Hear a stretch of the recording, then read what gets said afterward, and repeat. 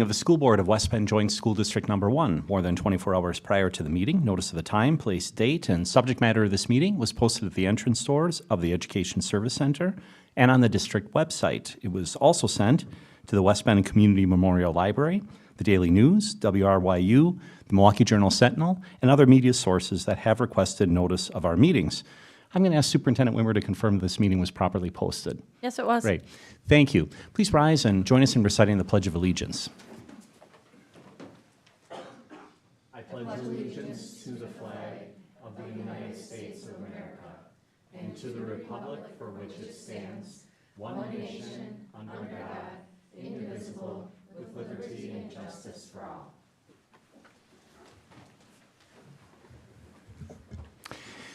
Thank you. We'll now recognize the quorum of our board. We have Dr. Temez attending virtually. The rest of our members are present. Tonight's votes will be handled by roll call. And for now, just for the good of the order, what I will do to verify attendance is we will call the roll. So we're going to start with Dr. Temez. Here. Ms. Kruger. Here. Ms. Aragot. Here. Mr. Jenkins. Here. Mr. Pickler. Here. Mr. Swigert is here. Ms. Lang. Here. Thank you. All members are present, and we'll move forward with the approval of our agenda, which was posted in advance. I'd move that we approve this agenda. Is there a second? Second. Thank you. Melanie, motion and second to approve the agenda. Any final discussion? Hearing none, I will call the roll. Mr. Swigert votes yes. Ms. Lang? Yes. Dr. Temez? Yes. Ms. Kruger? Yes. Mr. Jenkins? Yes. Ms. Aragot? Yes. Mr. Pickler? Yes. We are unanimous, and the agenda is approved. Next, we will move to our student reports. Our student representatives tonight, please come to the podium. Fantastic. Thank you again. And we just ask for our viewers at home that as you begin speaking, you introduce yourselves. Welcome. Hi, my name is Haley Kister, and I'm a senior at East High School. I'm going to introduce by student life and academics, and then I will do clubs and co-curriculars. Charity Week is taking place the last week of February, where we celebrate and donate to different organizations that have a positive impact on our community. At the end of the week, we will be having the charity dance, which will be on the 28th in the field house from 7 to 10:30. Juniors are starting to prepare for the ACT taking place next month. At their last class meeting, Mrs. O'Brien discussed the ACT review timeline and helped students log into Methodize to prepare for the ACT in March. Through Methodize, students are able to practice ACT lessons at their own pace and on their own time. Students were also asked to watch a video on what to expect on the ACT to familiarize themselves with the structure of our Methodize program. This month is an important milestone for our seniors as they take big steps toward college through scholarship applications. As part of the Column scholarship process, seniors will participate in interviews. To feel confident and fully prepared, the College and Career Readiness Center is hosting mock interviews and practice workshops to help students build their skills, reduce nerves, and walk into the interviews ready to shine. The Rolfs Educational Foundation Award honors the exceptional teaching ability in the West Bend School District. Through our Monday Scoop and other announcements, we are encouraging students to nominate a teacher. Submissions are due by March 15th, 2026, and the winners will be recognized in May 2026. With last week being National School Counselor Week, we want to take a moment to appreciate our school counselors that have been working really hard to provide the best experience for us students. So thank you to Mr. Coyle, Mrs. Delgado, Mrs. Hanny Schmitz, Mrs. Miller, Mrs. Phillips, and Mrs. Thomas. We appreciate you. Okay, I'm going to talk about clubs and co-curriculars now. February is a month of fundraisers for our clubs and co-curriculars. Here are a few things happening in the month of February. Crew had a fundraiser on February 4th at Culver's. A portion of all sales were donated to Crew, and it was an easy and delicious way to support the great cause. Our WBHS culinary groups are having fundraisers at Panera on February 11th and Culver's West Bend February 17th to raise money for the hero competitions. Additionally, on February 19th, Stuco is supporting our Monday charity, the Boys and Girls Club. 50% of all funds raised at the Cousins on Paradise and in Kewaskum will go to the Boys and Girls Club for Charity Week. Lastly, FCCLA is hosting a fundraiser on February 25th at Qdoba. Come support all of our wonderful clubs and co-curriculars and enjoy a tasty dinner. To round out our clubs and co-curriculars portion, we want to mention that our School Musical 6 Teen Edition is this weekend with showings at 7 p.m. on Friday, 2 p.m. and 7 p.m. on Saturday, and 2 p.m. on Sunday. Tickets are $15 for adults and $12 for seniors and students and are cash only. As you may have noticed, Bella Downs isn't here tonight because she's in the final rehearsals for 6. So good luck to Bella Downs and the rest of the cast. Break a leg. I am Quinn, an East junior, and I will be talking about athletics. East Dance competed in Division II Kick and Jazz and D4 Pom this week. East took home 3rd place in D4 Pom, making it their first place at state. West Dance also competed at state in D2 Hip Hop and did an amazing job. On February 20th, East Dance is hosting their very own Dancing with Our Stars. Come watch your favorite West Bend stars light up the stage with their best moves as they are competing to win the Mirrorball Trophy. The second East vs. West basketball games will be held Tuesday, February 17th for the boys and Thursday, February 19th for the girls. West Bend hosted their first Glacier Trails Boys Conference Championship swim and dive meet this past weekend, and it was a great weekend for West Bend. Our team finished first in the conference meet. The West Bend Co-op wrestling team competed in the Glacier Trails Conference tournament at Port Washington on Saturday, and they took 3rd place as a team and had 4 conference champs. The West Bend girls and boys ski and snowboarding teams have qualified for the state meet this weekend in lacrosse. Good luck. And senior West bowler Jared Becker qualified for the individual state competition on March 6th and 7th. Good luck to all of our state qualifiers. We are excited to share that we're opening up the opportunity for all students to give a shout out to teachers who are making a difference through our Future Monday Scoops. We know so many of our teachers go above and beyond, and we want to make sure those moments don't go unnoticed. To kick things off, we wanted to model our own shout-outs, so after this month, we will feature nominations from students across our schools. Today, I'm giving a shout-out to Miss Putzel. She is a West Science teacher who teaches the Project Lead the Way classes and midterm. She is very involved in the school, being a leader for the WBSD Way Student Union and Teacher Group. Ms. Petzel always goes above and beyond for every one of her students. In classes, she never fails to make students want to learn and grow as a person. Her class is something I look forward to every day, not only because I enjoy sciences, but because she makes the learning environment fun. One of my favorite things we do in class is how hands-on learning everything is with every lab we do. And something I am looking forward to is getting to stitch on fake skin. Okay. Thank you for listening for the great things happening in our school.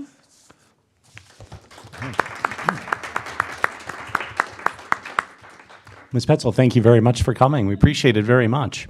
Ladies, thank you for keeping us connected to everything that's going on in the district. We appreciate that too. All right, next, public participation. I see no public participation comment cards, so we'll move on to our consent agenda. On our consent agenda tonight, we have minutes of the January 26, 2026 regular board meeting and executive session. We have 1 contract and 5 certified staff transfers for approval, 1 resignation, 8 retirements. Also, summer 2026 early college credit approvals. Findorf AIA contract amendment for Green Tree and McLean projects.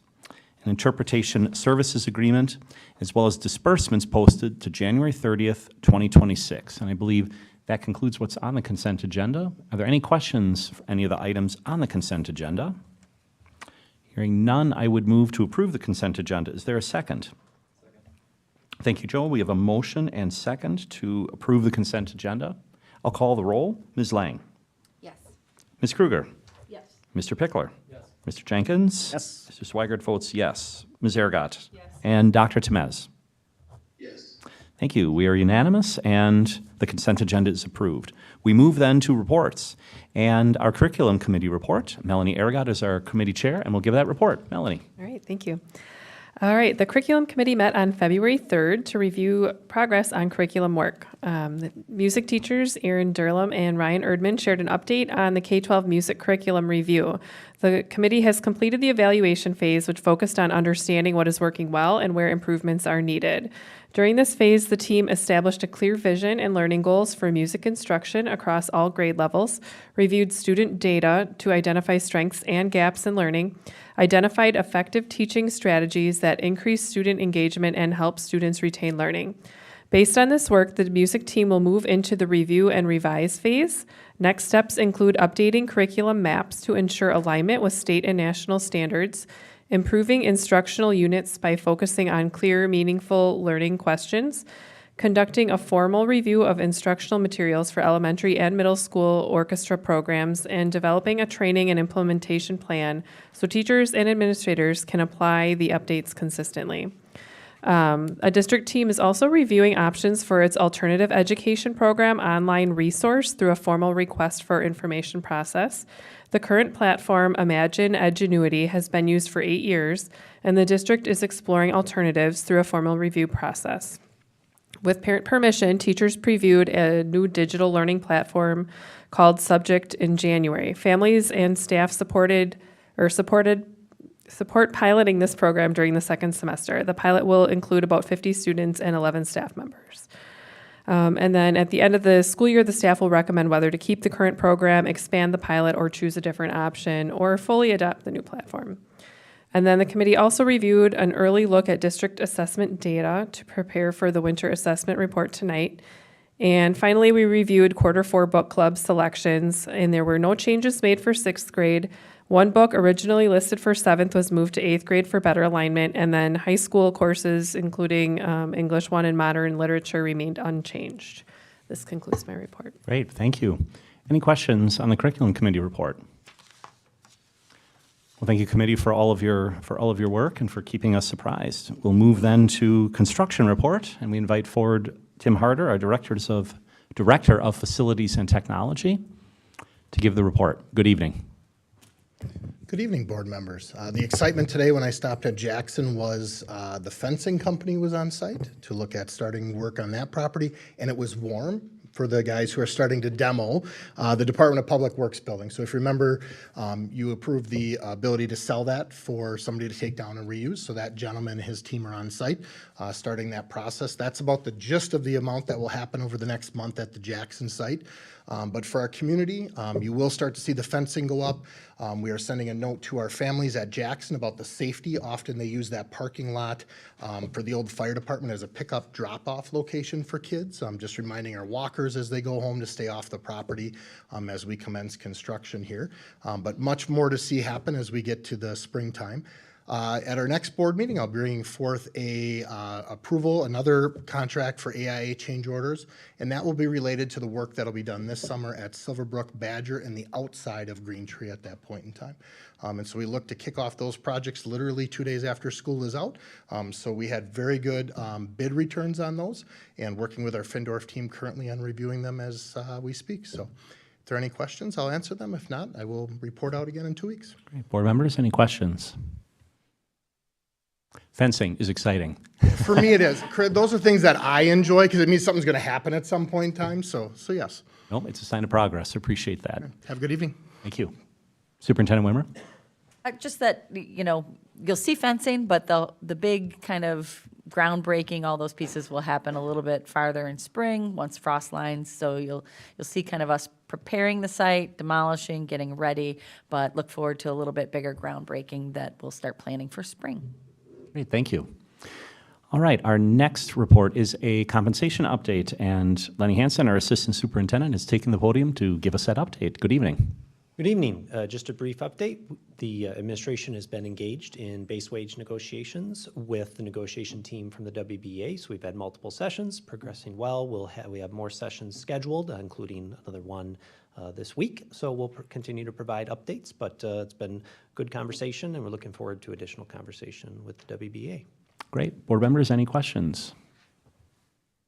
We appreciate the efficient update. Thank you very much for that. But you have the next item, which is our financial report. So we'll move into that. All right, we've got a few items in here. The monthly fiscal performance review is in here. I've had a chance to review this data with Treasurer Pickler already. When you look at expenditure performance, one of the kind of the drivers of the shift this month is we work on a bi-weekly payroll schedule, which means most months you have 2 payrolls, but twice a year you have a month where you have 3 payrolls. And December was that payroll. So these figures reflect through December, whereas in prior years it had been January. So it shows a little bit of a jump on the expense side in terms of salary and benefits, but that's really just attributed to that we had a triple payroll in December. Cash flow wise, we are having our second best cash flow year at this point in the last 5 years. So things are looking good there. Just, kind of just summed up the same, format that you've seen before. So I don't really have anything in particular to point out other than that. Insurance plans are, performing within expected budgets. So we'll continue to just update the board month by month as these figures come in. Now that we're getting halfway through the year, the figures start to become a little bit more useful in terms of projecting forward. And as you can see from the information that's presented in the expense history, we're pretty much on track overall with the expense pace that we typically see. Any questions about that before I move on to the next item? Questions, board members? Seeing none, please proceed. The next one is a follow-up from a good question that Mr. Jenkins asked, just about how do you put into kind of layman's words the savings that the district, or the avoided interest costs that the district is going to experience thanks to the favorable interest rate that was secured on the most recent debt issuance. So we contacted Baird to say, hey, how would you explain this? Because we don't want to overstate or say something that's going too far. So their recommended way of looking at it, if you're looking at it as someone who's, you're maybe a homeowner and trying to put this in a context that's somewhat similar to your reality, was thinking about how much shorter you could pay off the debt, or how much more quickly you could pay off the debt, given, the avoided interest that the district has already secured when we're in the very first year of the debt. So these debt issuances can never be more than 20 years. 20 years is typically what you see on a public debt issuance of this sort. So the savings that the district is able to secure in future avoided interest payments would equate to around 1.5 years shaved off the end of your payment, right? So if you're not a perfect analogy, but if you were thinking about, my, payments I'm making towards my home mortgage, you might be shaving off 1.5 years at the end. But that actually, as a percentage, means a little bit more, since this is a 20-year term, and you commonly see 30-year terms in a mortgage arrangement. So you're taking off a decent percentage of that potential future interest payment thanks to those favorable rates that we've secured. And then the only disclaimer I'd add is something I said last time, which is the district has a long history of also using additional tools to reduce interest costs to taxpayers, those being refinancing, which the district has done several times in recent years and decades to reduce costs to the taxpayer. And then the other is just strategically paying off debt sooner. So we can continue to utilize those strategies, which would reduce interest costs even more, and then in this analogy would shave off even more years off of your repayment term. So thought that might provide a little bit of context, because it can be a difficult analogy to draw between your personal finances, but hopefully that helps a little bit. Great, excellent. Thank you for that explanation. Board members, any questions on that? It sounds like the bottom line is when we add up all the cash we have to pay for principal and interest, it's less, thanks to this. That is a great way to say it. All right. Just many different ways to explain the same thing. So thank you for that. I appreciate it. Last item in this month's financial report relates to employee benefit contracts that are just coming up to term, that we're going to continue to investigate opportunities to ensure our employees get great service and that it is a good value to both the employee and the district. So a couple of contracts that are coming up in the next 11 months now. So our Nearside Health Clinic, which is operated by Freighter, that's been on a 3-year contract. That contract ends this summer. So, we're working with Freighter, but also we'll look around and see if, through an RFP process, if there are other interested parties. We know the clinic is a benefit that our staff value highly, and we know also provides a lot of great service that is a win-win for the district and for employees. We just want to make sure that we continue to get great service out of that arrangement. So we'll go through a typical RFP process using the district's employee benefits broker, Willis Towers Watson, to help facilitate that. And then whether it's a renewal with Freighter or another direction, whatever path is recommended would come back to the board later this spring for a recommended approval. So we're on the front end of that process, so not much more to share except just letting you know that we'll be pursuing that, which is pretty typical when you want to make sure that you're being a good steward of public dollars, and also that you're being a good steward of your employees' health benefits, and that we're providing a good service for them. In the same kind of light, we also, at the end of 2026, will have our contract with our pharmacy benefit manager, which is OptumRx. That will expire. Again, just a standard, way of operating, that when those expire, you want to review your options. So we do anticipate to work both with Willis Towers Watson as well as a PBM or pharmacy benefit manager consultant in this space to help us analyze all the options, to go out to RFP and ensure that we secure a PBM contract that is beneficial to employees and the district. Pharmacy is by far the most, in our opinion, the most complicated element of the entire healthcare benefits industry. So you do bring in a little bit more specialized help, not just to understand it, but really to negotiate the right terms. Because if you negotiate the right terms on the front end of these contracts, you can negotiate guarantees, you can negotiate a lot of criteria that help actually manage costs both for the employee and for the district. So we want to make sure that we have experts in this field supporting us. So we would anticipate in the coming weeks a contract coming before the board to work with a PBM consultant on this project. We've been interviewing potential consultants and checking references. It's a somewhat small, narrow industry in this area, but it is very specialized, and it's good to have that expertise on hand. So 2 important contracts that will come up in the coming months, and just letting the board and the community know where we're at on those. Thank you. Questions, board members? We appreciate the update. That concludes my report. All right, thank you. We move then to student engagement and behavior report for the first semester. And we invite forward Emily Melstrand, our Director of Student Services, who's coming to the podium and will walk us through the report. Good evening to you. Good evening. Thank you for this opportunity. This is one of 2 times that I have the privilege of sharing an update regarding how our students are doing in terms of meeting the student engagement and behavior goals that we set forth as a district.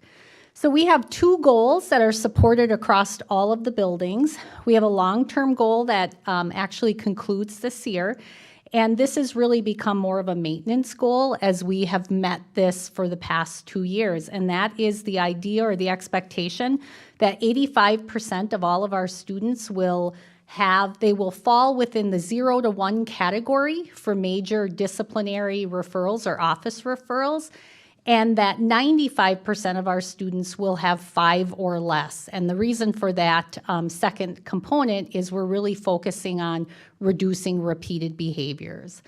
And then we set a short-term goal focusing in on our students in grades 7th through 10th grade, and then narrowing our focus to wanting a reduction in behaviors that fall in the category of disrespectful behaviors in our Be Respectful pillar. And we focused on those particular grade levels because our data showed us that that's where kids needed the most support to meet those expectations. So I am excited to share with you that our staff out at the buildings, our teachers, our administrators, and most importantly, our students are on target for meeting both of those goals. You can see in the bars presented on this table that in the blue bar, the tall blue bar, that will tell you what percentage of students currently falls in the 0 to 1 major behavioral category, and you can see that across all of our grade levels and our 7th, 8th, 9th, 10th grade pillar, our kids are on track to meet that goal. And then if you look along the bottom of the table, you see that there is a bar with a second data point, and that data point reflects that secondary goal of 95% or more of all of our students having less than 5 office referrals. And our students are doing an amazing job meeting their expectations. This table is really just intended to give you kind of a 3-year historical look back, and it's showing you basically that although the change is small, we are moving towards more kids consistently falling into that 0 to 1 category. And you can see likewise our bottom pillar or our bottom category, which is the 5+ category, is continuing to decrease. And that's just simply showing us that with early intervention, kids are having less repeated behavior. So I mentioned at the beginning that we were targeting the Be Respectful pillar. And this chart really is intended to frame for you our West Bend Way pillars, the WBSD Way pillars, which are be ready, be responsible, be respectful, and be safe. And we're focusing in on the Be Respectful pillar with our 7th, 8th, 9th, and 10th graders. We're focusing on that for all of our kids, but we're targeting those grade levels, and we're always very much in attention to school safety. So what I want to report out to you in the next 2 slides is where our students are performing in those 2 categories. Excuse me. In the Be Respectful category, our goal was 93% of all of our students in grades 7 through 10 will end the year with 0 to 1 referrals in that category. And the last bar on the very right side will show you that currently we have about 95.5% of our kids meeting that expectation. I did show or present in this table all of our buildings just so that you could see that across all of the different grade levels as well. And then within the Be Safe pillar, very similar. We don't have a goal set here, but I think it's important that we continue to communicate and share out with you and with our community how kids are doing in terms of meeting expectation around safety. And you can see from elementary through high school, and then as a district picture, we're consistently 98 to 99% of our kids falling within that 0 to 1 category for expectations that focus on safety. My next 2 slides are really highlights. I wanted to take a minute, first of all, to highlight at a district level some of the categories that are often talked about or wondered about. Personal tech is something we have been working really hard at. Really defining expectations, making sure that it's clear to students and to teachers, and following through when kids aren't meeting that expectation. And I think it's really exciting to see that we are at the end of first semester and 95% of kids in the district have 0 to 1 minor or major behavioral referral in the area of personal technology. And I think that is a testament to when kids know the clear expectation and when we hold kids accountable to that and we reteach, they meet the expectation. And then I also highlighted some of the other areas that we're focusing on. I want to point out at the bottom, I captured both major and minor behavioral referrals. We're talking primarily about major referrals. The minor referrals are the correctable behavior at the teacher level. But I think it's a celebration to share that midway through the year, 89% of kids have 0 to 1 in either category. So I wanted to make sure I highlighted that. And then last but not least, last year when I had the opportunity to share with you, I highlighted some of the work that was happening at the high school. And Principal Patrick O'Connor is here today. And he is here because he knew that I was going to be doing a quick highlight on the work that's happening at Badger. I'm super excited to share out that over the course of the past 3 years, Badger has been working really hard on clarifying expectations in the building, following through on expectations, making sure that supervision plans are in place and that kids are supported and reteaching is happening.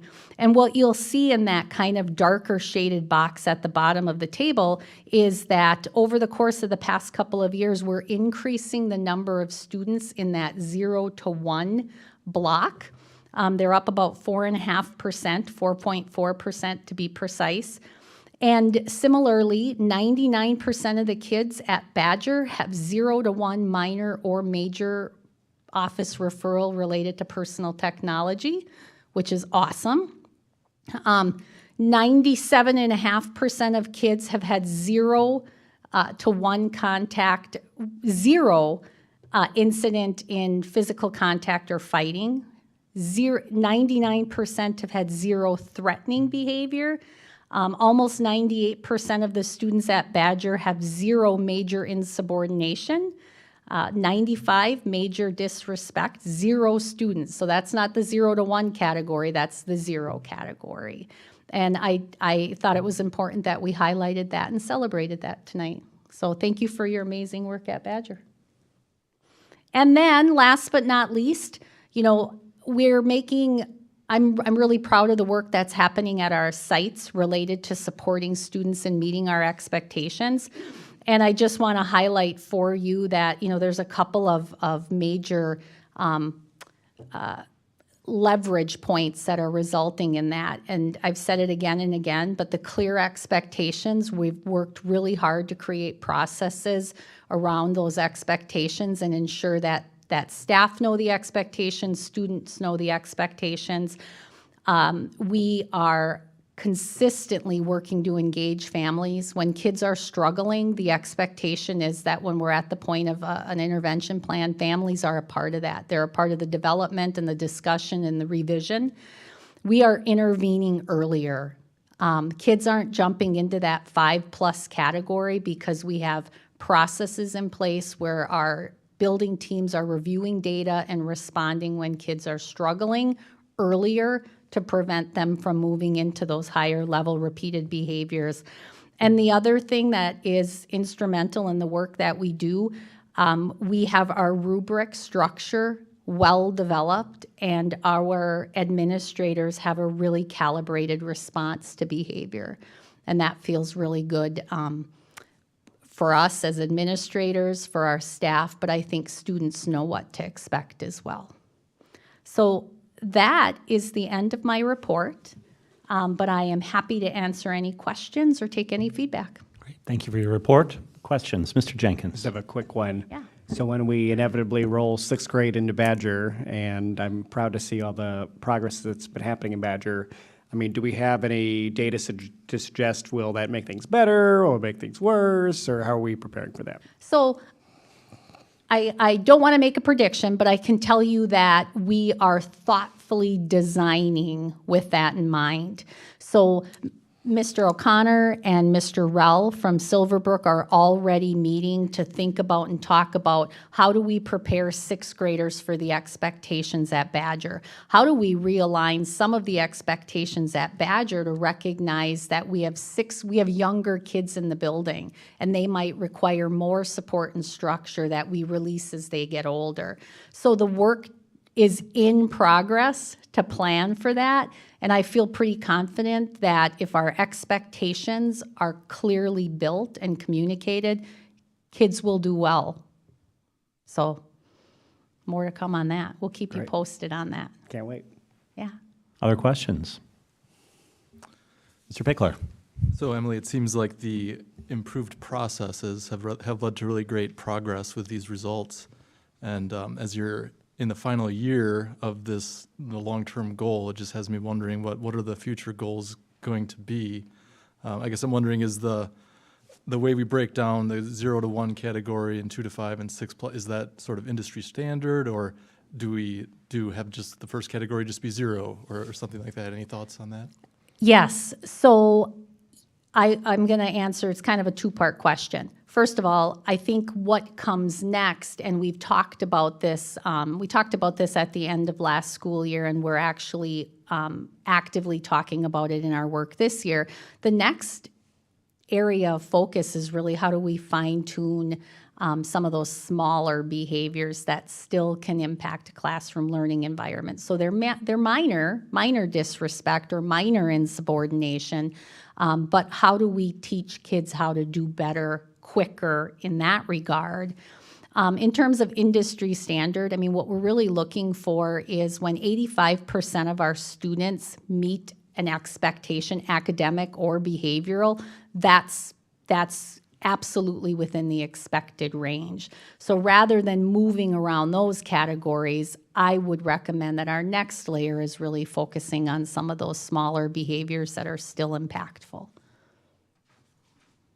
One of your slides, I think it was slide 6, where you broke out 7th, 8th, 9th, 10th, I think, and all still within goal, which is fantastic. But it seems like that's just a little bit higher there. And that's not necessarily kind of intellectually surprising, but I'm just curious.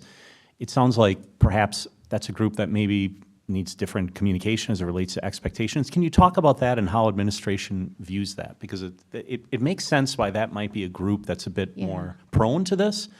Doesn't mean, therefore, nothing should be done about it. And it sounds like you are. Absolutely. Can you talk more about that? Sure. So middle school and even early elementary, traditionally, that's where we're going to see a little bit more of the behavior bubble up. I'm going to speak on behalf of the people who are doing the really hard work, which is Patrick O'Connor and Jennifer Potter and their teams.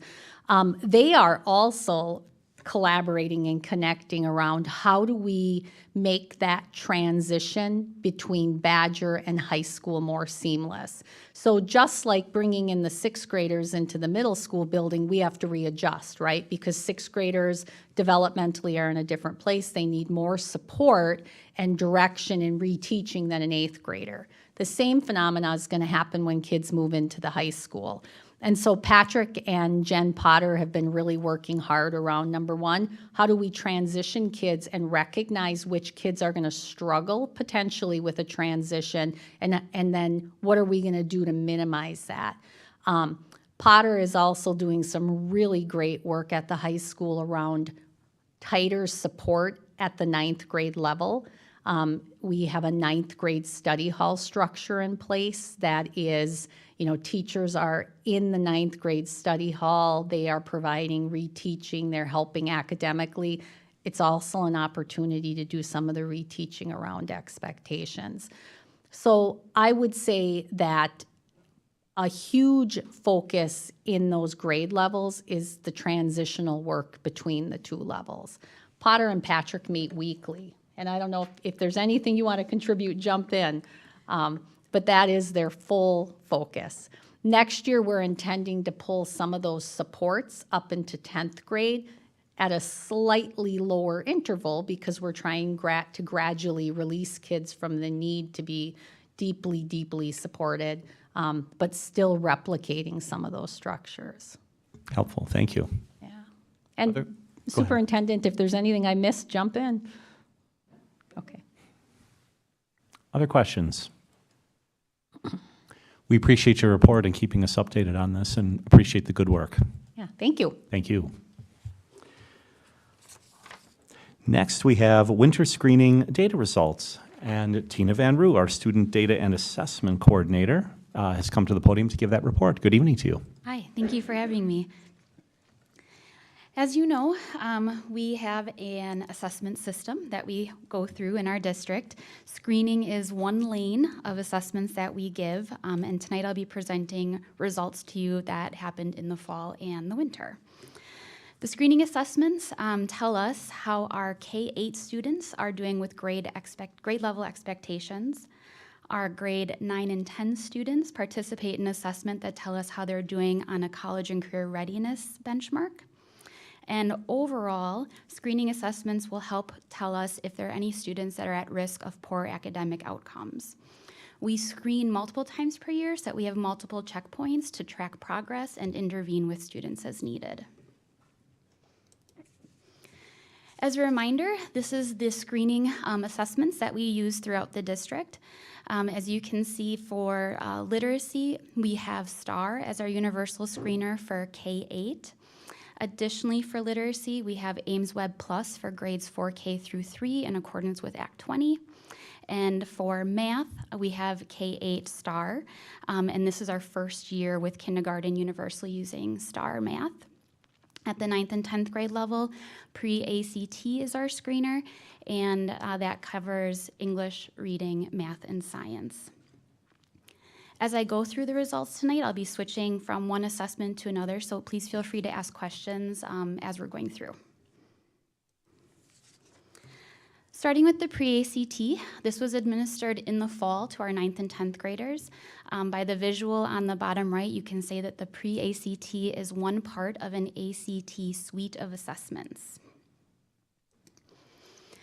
The ACT suite has an overall goal of readiness, and ACT's goal is basically to educate all kids according to a common academic expectation that prepares them for post-secondary, whether it's college or career. Readiness for them is defined as, for the college pass students, that they're ready to meet the benchmarks to be successful in their first year courses that are credit-bearing in college. Equally, for a career, they want them to acquire the knowledge and skills that are comparable to those expected of a first-year college student. So this assessment will tell us how students are doing with their readiness regardless of the path they take post-graduation. The suite of assessments has aligned benchmarks. So if we take the pre-ACT in fall, and the pre-ACT secure in spring, we'll be able to see what the expectation is. So for example, in English, a freshman in the fall, if they hit a 12 out of 35, they're meeting expectations. Come spring, to meet expectations, they have to increase their score by 1 and attain a 13.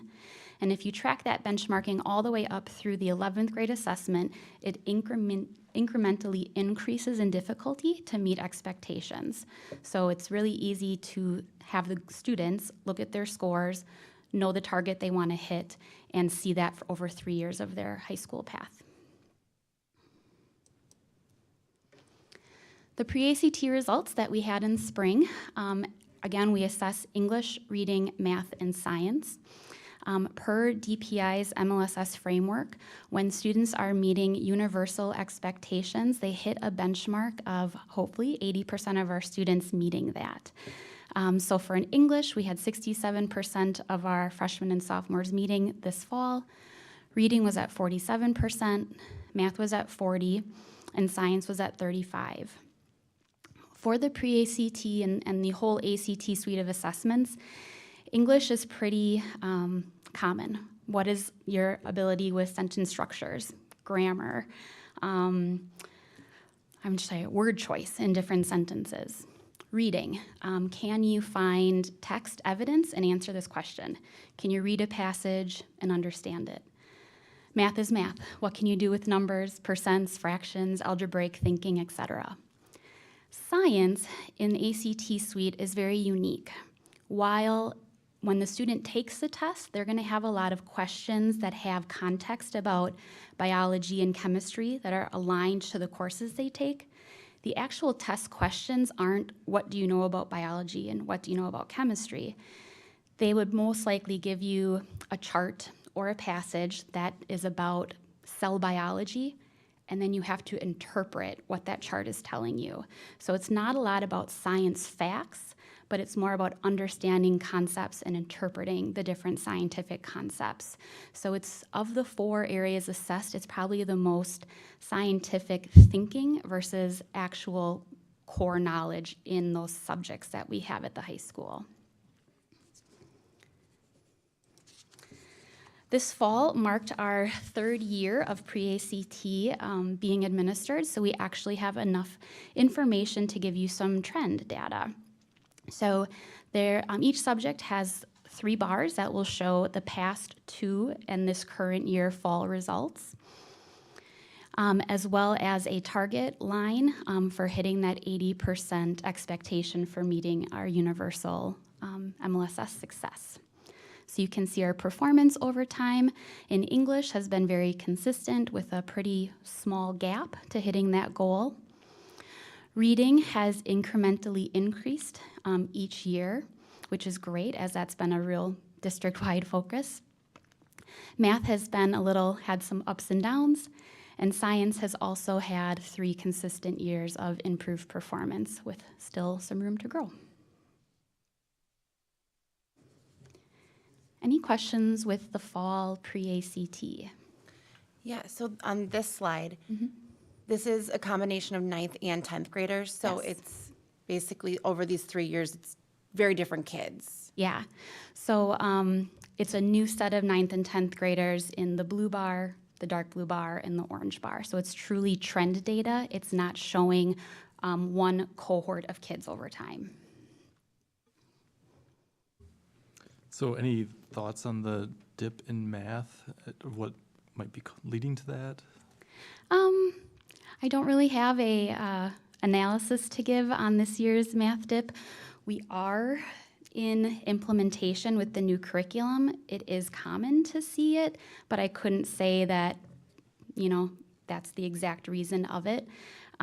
Looking at how these students performed last year when they took forward or the pre-ACT, it's pretty on track for the performance they had last year, so it's very aligned to that cohort of kids.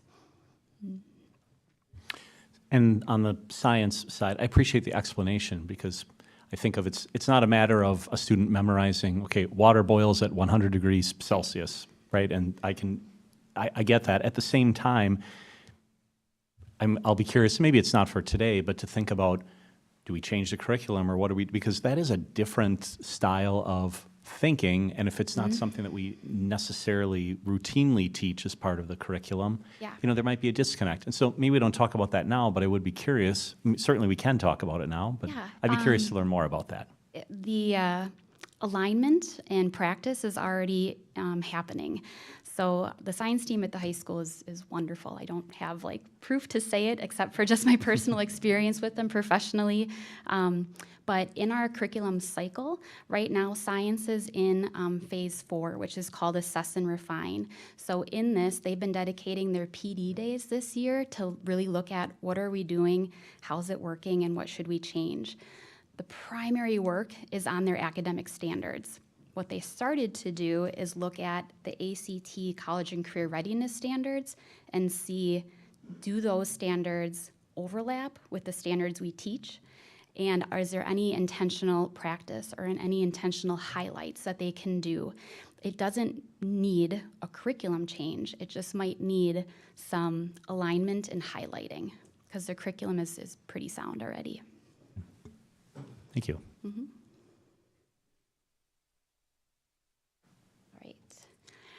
Next up is our STAR assessments. Again, we give this through K-8. We have students that participate in STAR Early Literacy or STAR Reading. STAR Early Literacy for kindergarten and first grade can be viewed as the pre-reading assessment. And then once they get to second grade, they switch over to the reading assessment. And then K-8 participates in STAR Math.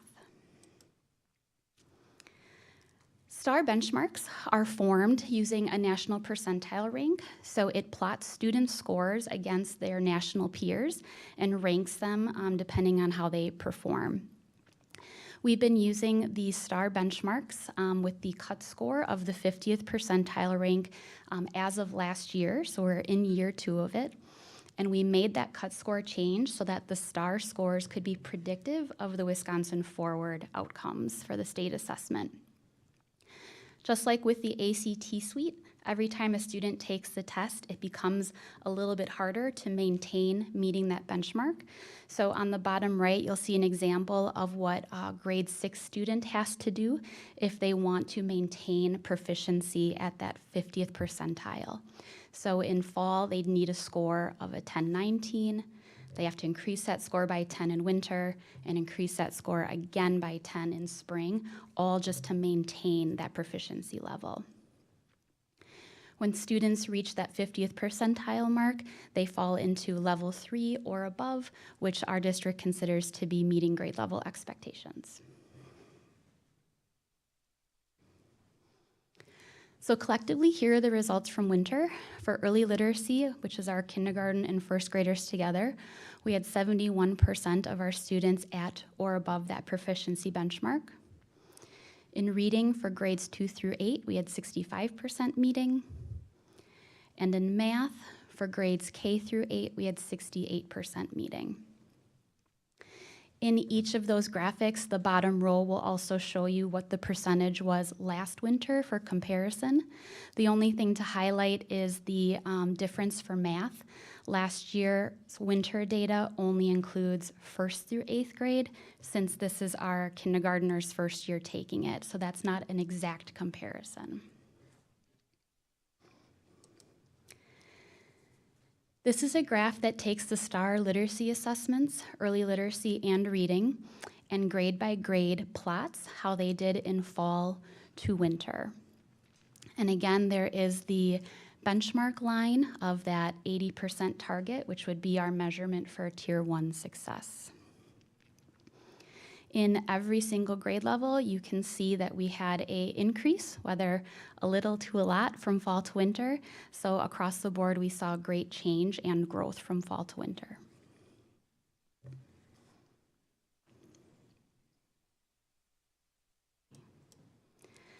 For STAR Math, for kindergarten through 8th grade, again, it's the same format where each grade will show you the fall to winter change, as well as the target line. We've got multiple grades in winter that have already hit that threshold of 70% or more proficient, so they're very close to that gap, closing that gap to hit that 80% goal. And most of our grades had fall to winter increase in the amount of students meeting proficiency, but not all the grades yet.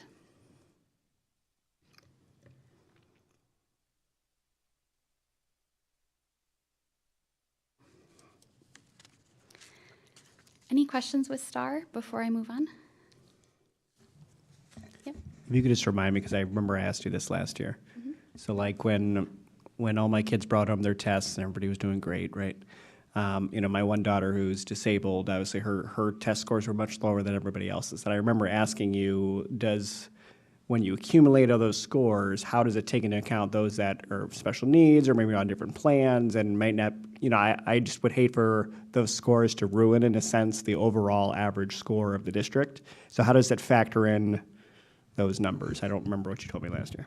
Yeah, so the results are showing all students who participated regardless of any service needs. Okay. So this is really all kids and how are they doing meeting grade level expectations. When we look at this at a deeper level at the schools, or more importantly at the teacher PLC teams, they look at every single student and how their score did or didn't change. Furthermore, if I go back to the benchmarking, when students take the assessment, they fall into one of 4 levels. The bars that you just saw are only showing the students who fell in the green, who are already proficient. But we look at how every student falls into what level and the movement between. So while those graphs aren't going to show a kid who moved from a level 1 up to a level 2, because that's not meeting the grade level yet, in the classroom, it is still showing that that student is growing, is learning, and they are showing their own levels of achievement. So it's very, very dug into at the building and the teacher level. This summary is really only showing grade level expectations. Okay. Does that answer? I think so. Okay.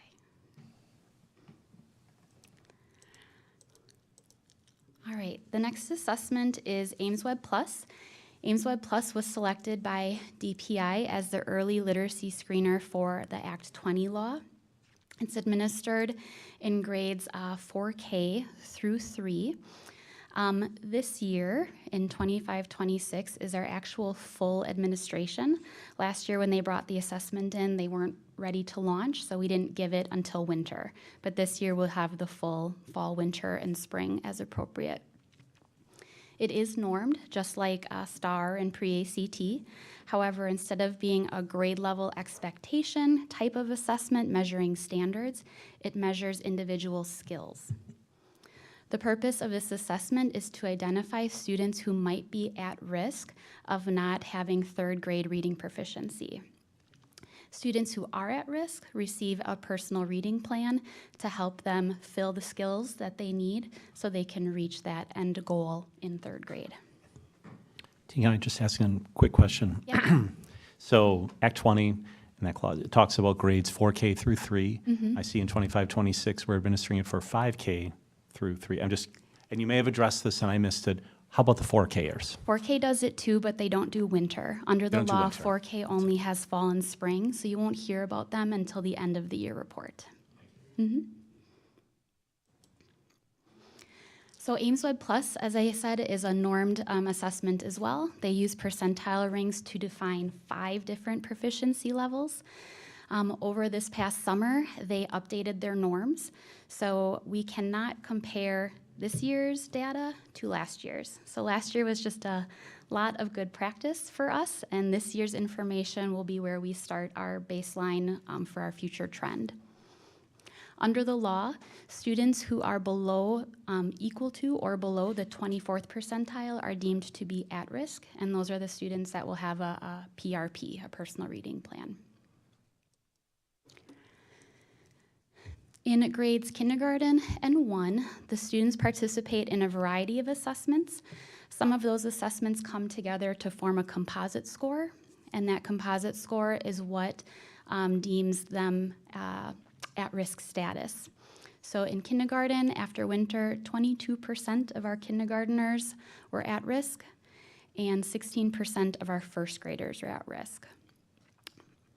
In second and third grade, there is multiple assessments they participate in, but only the ORF, oral reading fluency, is what is used to deem their at-risk status. So how quickly and accurately can you read a passage in 1 minute, and how quickly and accurately can you read a second passage in 1 minute? It's the only test.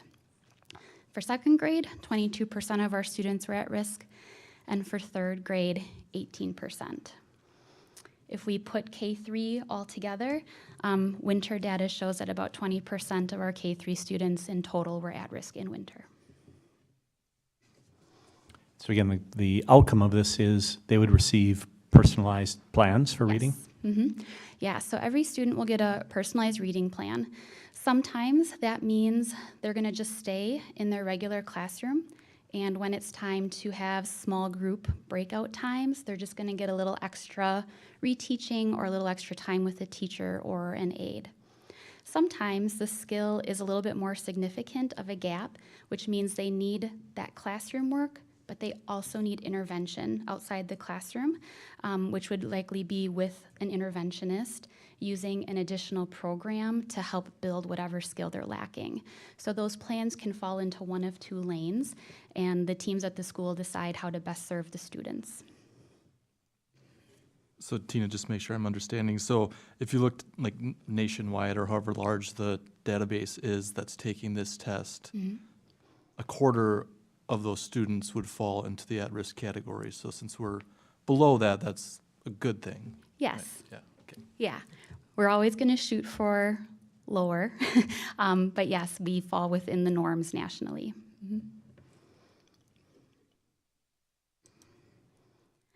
All right. That's the data for the winter, but while I have your attention, I just want to foreshadow what's coming up for spring because we're very quickly moving into state assessment season. We just wrapped up WIDA Access for ELLs, which is only taken by our English language learning students. We will be finishing up all of the data behind the scenes, and we should get the students' results in April. Those results are used to determine if they will exit services or continue in services to help acquire English as their second language. Come March, as mentioned in the student rep report, ACT is right around the corner on March 17th. Our juniors will participate in that. The middle of March is when the Wisconsin Forward exam window opens. Students in grades 3 through 8 and 10 participate there. Quickly, come April, our 9th and 10th graders will participate in the pre-ACT Secure. And then also in the middle of the March is the window for the DLM, which is the alternate assessment to the 3 listed above it. And we have about 1% of our students participating in that because they're educated on alternate standards. As shown before, with our pre-ACT screener, it's part of the pre-ACT suite.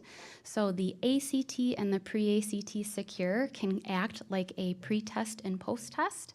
So one administered in fall, one in spring, and it can show the students how much they have grown in one school year. As the student rep reported out, the ACT prep and what West Bend does for that was launched to the juniors in their January class meeting. We use their Monday resource period, which is the equivalent of like a homeroom, and take them through guided lessons in the methodized software that includes test-taking tips and mini assessments in each of the assessments with guided practice and dedicated time during the school to get it. It's our way to ensure that all juniors get free guided access to prep for this big assessment. Last week, we sent out a communication to all 9th through 11th grade students, families, and staff because the ACT got a facelift, and they are now rebranding the changes as the Enhanced ACT. This will mark a new trend baseline year for future trends of ACT performance. Some of the big changes are, in general, the test will be shorter, so less questions, but also more time per question. So in the old test, which they're calling the legacy, for example, in math, it was 60 math questions in 60 minutes. So you know it or you don't, boom, boom, boom, go. Now it's 60 minutes, but there's only 45 questions. So there's more time to think, process, use the online calculator, et cetera, to show what you know. So each of the subjects had some updates similar to that. The only subject that received no changes was writing. Writing is a 40-minute read a passage and write a response that is completely unchanged from the prior format. The biggest change that you'll probably see when we report out information is how the ACT composite score is made up. So in the legacy assessment, it took all the subjects and made a composite score of an average. In this new enhanced ACT, English, reading, and math are the only subjects that are going to contribute to the composite score. Hence why that's going to be our new baseline for tracking our performance going forward. So pretty significant change. Nationwide, English, reading, and math are required. In Wisconsin statute, science and writing are still required. So all 5 assessments will be taken by our juniors. For the Wisconsin Forward exam, students are assessed in ELA, math, science, and social studies. And depending on their grade, they may take 1 or more of those subjects. But this is a nice little visual to show you how they break it down. For example, in math, if you are in grades 3 through 8, you definitely take session 1 and session 2. If you are in grades 6 through 8, you get a 3rd session. So there's a lot of kind of what grade, what test do you take rules applied to this assessment. And our buildings do a wonderful job building testing schedules that don't feel overwhelming, especially to the students, particularly in 8th grade, who have to take so many components of the test. As I mentioned earlier with STAR, last year we changed our benchmarks so that STAR could be predictive of Wisconsin Forward outcomes. This table shows you our data from last year, from 24-25. In the areas of reading and math, it shows you our fall STAR score, our winter STAR score, and then finally the Wisconsin Forward results. And you can see the data was, for the Wisconsin Forward, was right in the middle and within a 4% range of the predicted outcomes. Using that info, we plotted this year using last year's performance to set goals for this year. And If we look at how we did in Fall Star and Winter Star, if that change or that growth is mirrored from winter to spring, we will be on track to hit our district goals. So I just hope everyone keeps up the great work they're doing, because our students had a great fall to winter.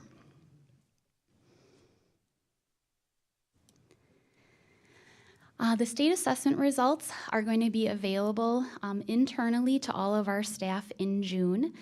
We use them all throughout the summer in different leadership opportunities to evaluate how we're doing and plan for the future. The state will provide those assessment results publicly next fall. It's typically been the middle of October, and we produce a report for the board that shows how we did, as well as how we did compared to other districts around the state. So as far as we know, that timeline still stands.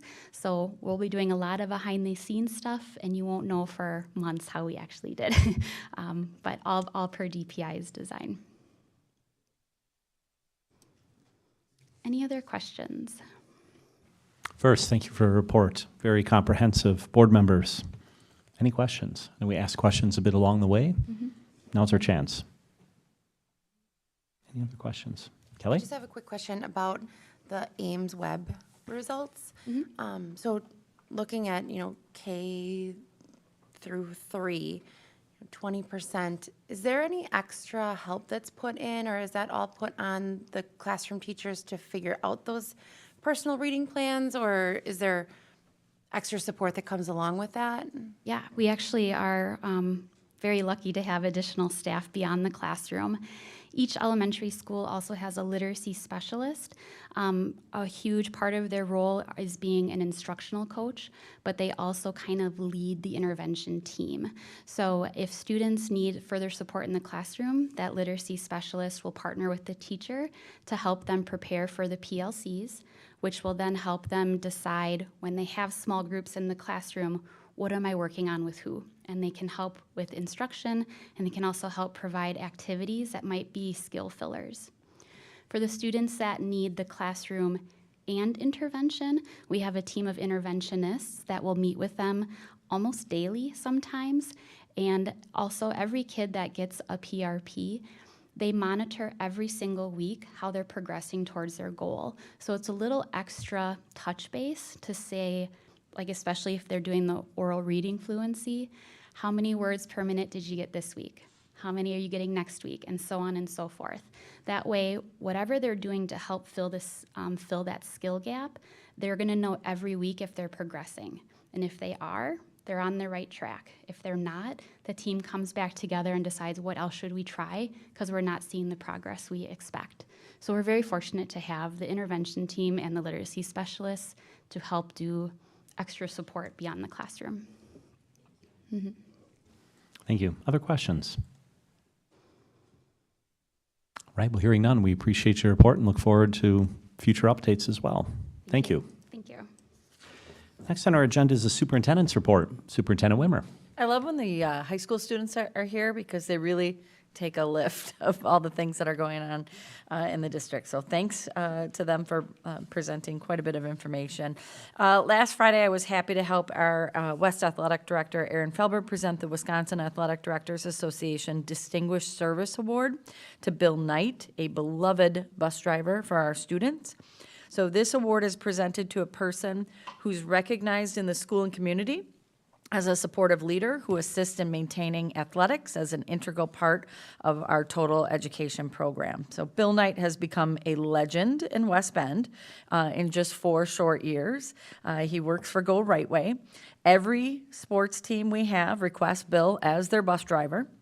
Not only does he transport our student athletes to and from their competitions safely, but he also attends every sporting event that they have. When he isn't driving for the school district, you'll see him and his wife attending our games and tournaments just to support student athletes. He also has recently started officiating high school volleyball matches and is loving that.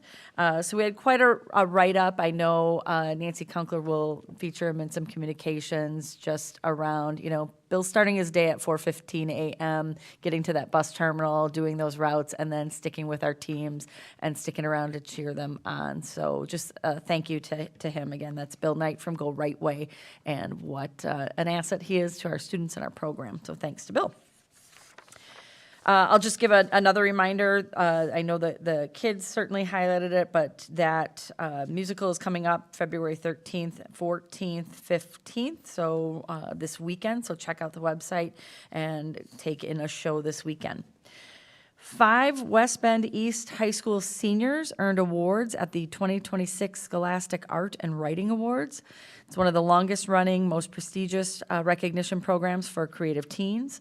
Those awarded gold or silver keys are showing their work on display now at the Milwaukee Art Museum through March 15th, so you can see that. Willow Lindorfer, honorable mention for ceramics and glass. Tatiana Patrick, gold key, drawing, and honorable mention for drawing. Allison Wagner, 2 honorable mentions for painting. Rose Zemer, silver key, drawing, and silver key for illustration. Vincent Service, gold key in drawing, gold key ceramics and glass, and silver key for drawing. So congratulations to those students and their teachers, Deb Prowl, Kaya Wolf. Thank you for your support of those artists. So again, you can see their work on display at the Milwaukee Art Museum through March 15th. I'd also like to recognize a few great spellers. Miles Reamer, an 8th grade student at Badger, took first place in the CISA 6 Regional Spelling Bee. Miles will advance to the State Spelling Bee on March 21st. This is his second time competing at state. We're hopeful that he advances to the Scripps National Spelling Bee finals this spring, so good luck to Miles.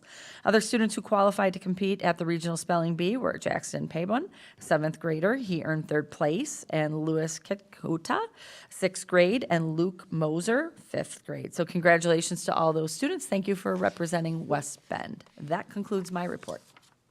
Thank you. Any questions for Superintendent Wimmer on her report? All right, hearing none, we'll move to our next agenda item. First under discussion items, financial forecast. We invite Mr. Hanson, in fact, he's already back at the podium to present the financial forecast. So the last time I was up at the podium about this topic, we talked some about the methodology that goes into a budget forecast. So today we're going to present kind of high level where that forecast is currently sitting for the district as we have ongoing work, as we work towards the long process of the eventual 26-27 budget and beyond. So the next couple of slides are slides you saw last time, so they're just review, but what is a multi-year forecast? So again, we're looking at a 3-year look forward period. We start with a number of assumptions that were brought to the board back in December, and some of those assumptions change as we get more information over time, and when they do change, we include those in a financial report to the board, as we've already done this year. We look at continuing current operations with kind of standard inflation in each area, and we start with a no changes scenario. So as if you kept all the same staff, you didn't adapt anything, you just kept going and saw those costs, continue to increase. So that is going to, by its nature, start by showing a gap that has to be addressed. And then that gives the administration that starting point to then begin whittling away and identifying strategies for closing that gap, which is no different from how we've operated every year. Then we'll continue to provide the board updates as we work through that process. So that methodology, like I said, has a no changes starting approach. We look at those adjustments, and then work is ongoing. As you know, the actual budget for 26-27 won't be approved by the board until late October of this year, even though the fiscal year starts in July. The annual meeting is in September, where we give that initial look to the community, and then that final budget in October. So there's a lot of months ahead of us, but we feel it's really important to keep the board updated as this work progresses. So where is the current target? So what we've done to try and make this a little bit easier to understand is look at the budget in terms of expense decreases that would be needed in that no change scenario. So if you look at that first row, that is that starting point. If there were no expense changes at all, no expense decreases in any way, how much would you need to decrease in order to get to that balanced budget eventual target? So for next year, that would mean, our starting point was to decrease expenses by 6.1%. But as you can see, we've already whittled away at that quite a bit with some different strategies where we've already achieved 4.5% of decreases in those expenses, which means already, and this is very early in the process in February, we can say we've already down to just around 1.5% of expenses left to be reduced. So, making good progress, especially for this time of the year, but still more work to do until we can get that down to a zero. The subsequent years, then, you see that compounding situation that we talked about. If you never make any changes and inflation keeps, rising in all areas, obviously that would cause a rising issue and more and more expenses that need to be reduced. But as we reduce expenses in the earlier year, that also positively impacts future years. So we're going to continue to work. We will not, by the end of this year, be showing you a balanced budget in 28, 29 yet, right?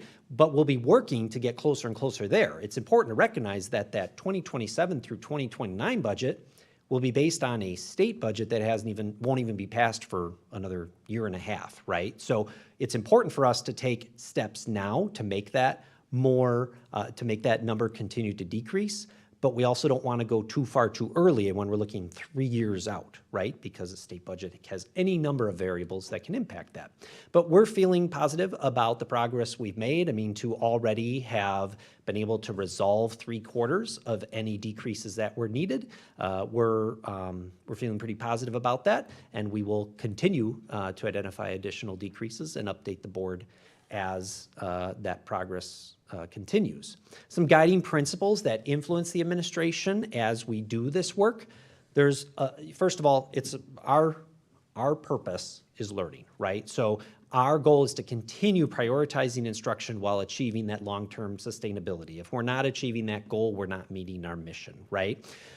Class size, we want to keep our class size ranges within the historical targets that we've had. So we're not talking about any kind of changes to how we, staff, classroom jobs and things like that. We believe that the solutions to any expense decreases can be achieved without, touching something like class size. We also want to make sure that we stay within what would be considered kind of the typical targets, norms for the region in terms of staffing ratios, right? So we're going to continue to look at the data that we have around how our neighbors also staff to ensure that we're continuing to provide a comparable program to those neighbors. Huge target for us is we are the district of opportunity. There is no other district around that has the number of pathways, opportunities, programs, AP classes, sports, co-curriculars. I could go on and on. We have more of it all, and that is something that we pride ourselves on, and that is going to be something that we continue to protect. So those pathways for students need to be maintained so that we can meet our mission of college readiness and career success.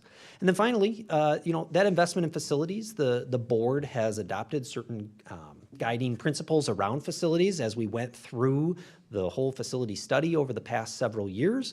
It's really important that we show our community that the trust that they have placed in us with the referendum dollars is protected and maintained properly. So it's important that whatever budget we build moving forward maintains those in an adequate manner for the next generations.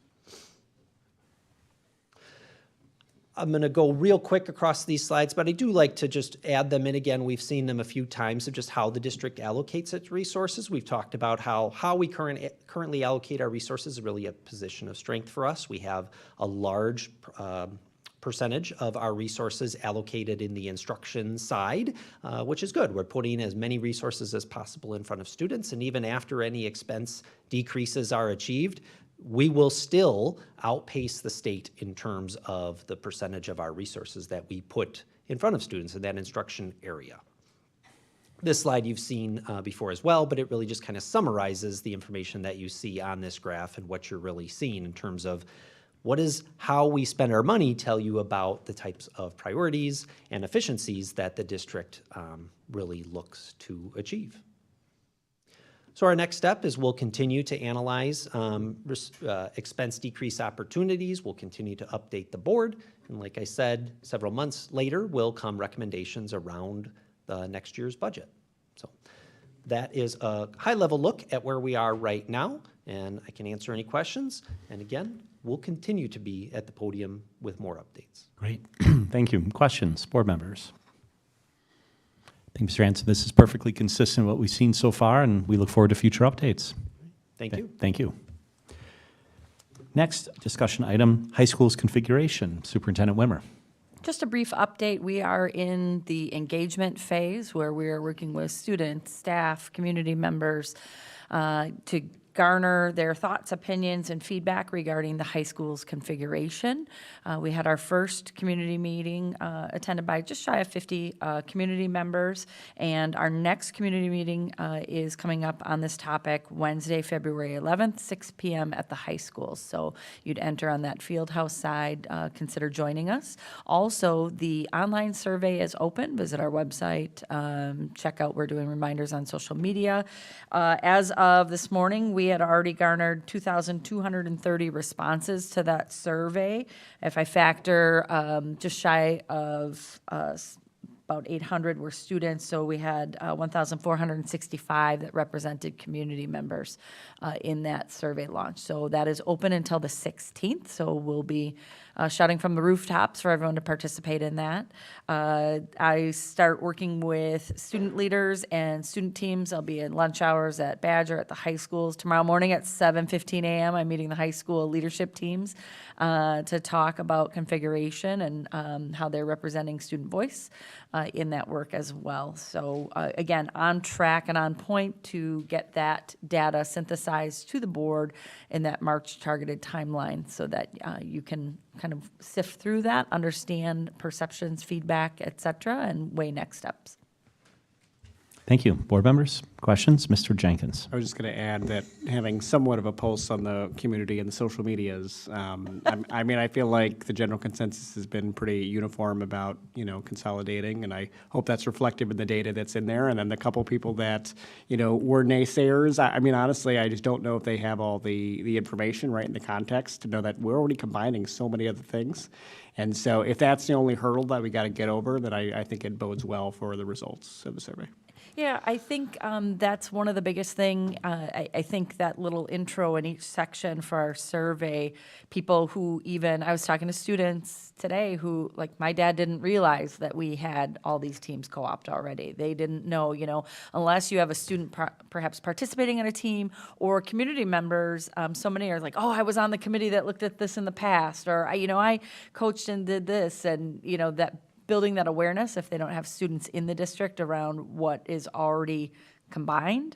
And then also kind of the steps before the board even put a toe in the engagement pond was how do we preserve the opportunity for students specifically around athletics. So, what did that look like to extend? So I think that they've largely been really kind of grateful that we did that work around what that would look like. I also then talk with just the other where it's like, all right, what's our mascot and what's our color? I'm like, whoa, you guys, just wait. To be fair, I asked you that too. He did. And there's a lot circulating online. Those are not there yet. Again, the board is poised to sift through that and then determine next steps in spring of this year. And then we'd go into planning. If there was a change, and it could be a tweak in like, hey, this born on date, determining which school you go to doesn't make sense, clean that up, and that's it. Or yes, we're looking at consolidating to 1 through high school.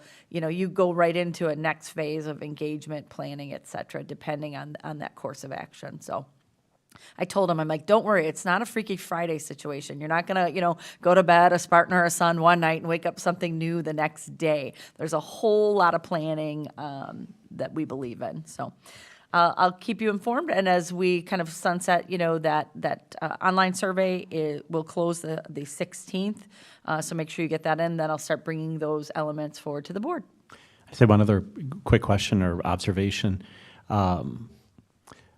Folks that have approached me about this say, well, this must all be just about declining enrollment. And we talked about declining enrollment, but maybe you can just remind us a little bit that this is this is broader and multifaceted. It's bigger. So, and anyone who's lived in this community will tell you, oh, every 10 years we have this conversation. Since that high school opened in this configuration in the 70s, they said, every decade or so it comes around, and they can speak to being on past committees, being involved in the decision in some way. It also then surfaced when we were looking at facilities, and we referenced that it is and isn't connected to the facilities conversation, because the dollars that we're putting towards the high school, those are capital improvements that need to be done regardless of what that configuration is. So that didn't impact it, and we didn't want that to be coinciding. It deserves its own kind of question and process.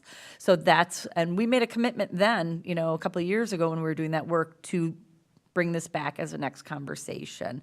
But then certainly too, looking at and making sure we're planning for the future. Again, we do anticipate that to be a smaller kind of footprint, if you will. What's the opportunity there? So like you said, certainly not the only part of the story, but a piece of the puzzle. Thank you. Other questions? We appreciate the work and are looking forward to all the data that will come out of this. Thank you. All right, let's see. We are then on to future agenda items. Let's start with our board meeting calendar. So the following meetings are presently on the calendar. All the meetings are scheduled to take place here at the Education Service Center. February 17, Policy Committee meeting, 4 p.m., and February 23rd, regular board meeting at 5:30 p.m., March 9th, a regular board meeting at 5:30 p.m., and Curriculum Committee on March 17 at 4:30 p.m. Again, all scheduled to take place at the Education Service Center, and we encourage the public to look at the official meeting postings in case the date or the time or the location may have changed. Any other questions on the board meeting calendar? And are there other items for follow-up and communication? All right, well, hearing none, we have an item that is appropriate to discuss in executive session. So I would move to adjourn into executive session pursuant to Wisconsin Statute 19.851C to consider employment, promotion, compensation, and performance evaluation data of any public employee over which the governmental body has jurisdiction or exercises responsibility, and take any such action if necessary based on its discussion, namely compensation, base wage negotiations, and employment. So I've made that motion. Is there a second? Mr. Jenkins, thank you for the second. We have a motion and second to adjourn into executive session. Any final discussion? All right, I will call the roll. Mr. Pickler? Yes. Mr. Swigert votes yes. Dr. Temez? Yes. Thank you. Ms. Kruger? Yes. Ms. Lang? Yes. Ms. Ergot? Yes. And Mr. Jenkins? Yes. Thank you. We are unanimous. We are adjourned into executive session. Thank you to those who attended in person or online. We look forward to seeing you at a future meeting.